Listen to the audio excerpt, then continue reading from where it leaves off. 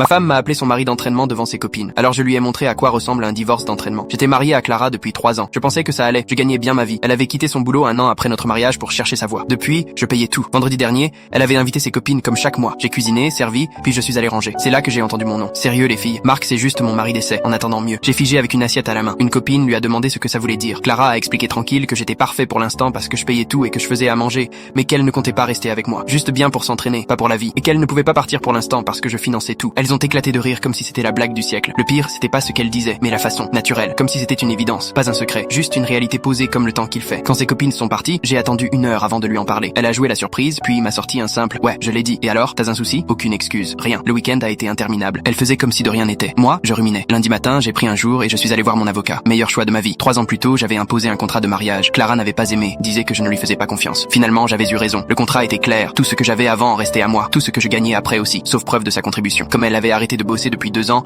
elle n'avait aucun droit sur la maison, l'épargne, la voiture. Toute la semaine, j'ai préparé en silence. J'ai déplacé l'argent des comptes communs, changé les mots de passe, mis à jour mes infos. Elle n'a rien remarqué. Jeudi, les papiers de divorce étaient prêts. Samedi matin, dès qu'elle est partie au brunch avec ses copines, j'ai bloqué ses cartes et fermé le compte commun. En 30 minutes, plus rien. Vers 13h30, mon tel vibrait déjà. D'abord un message pour que j'appelle la banque parce que sa carte était refusée. Puis d'autres, de plus en plus paniquées. Une demi-heure plus tard, elle a débarqué, furieuse. Elle criait que c'était la honte, que sa copine avait dû payer l'addition. J'étais assis sur le canapé, papier de divorce sur les genoux, carton à côté. Quand elle a fini de hurler, je lui ai dit calmement « Ouais, j'ai annulé tes cartes, t'en auras plus besoin. » Là, elle a vu les papiers. Je les lui ai tendus. « Félicitations, t'as fini ton mariage d'entraînement. » Son visage, ça valait tout l'argent que j'avais claqué pour elle. Choc, panique, puis excuse bidon. Elle a tout tenté. Dire que c'était une blague, pleurer, m'engueuler, me rejeter la faute, mais c'était fini. J'avais entendu ce qu'elle pensait vraiment. Quand elle a dit qu'elle ne pouvait pas partir parce que la maison était à elle aussi, je lui ai montré le contrat. Son visage a blêmi. Elle a compris qu'elle n'avait droit à rien. Je lui ai donné 2 heures pour faire ses valises. Elle a pleuré, supplié, essayé encore. Je lui ai juste répondu, fallait y penser avant de m'appeler mari d'essai.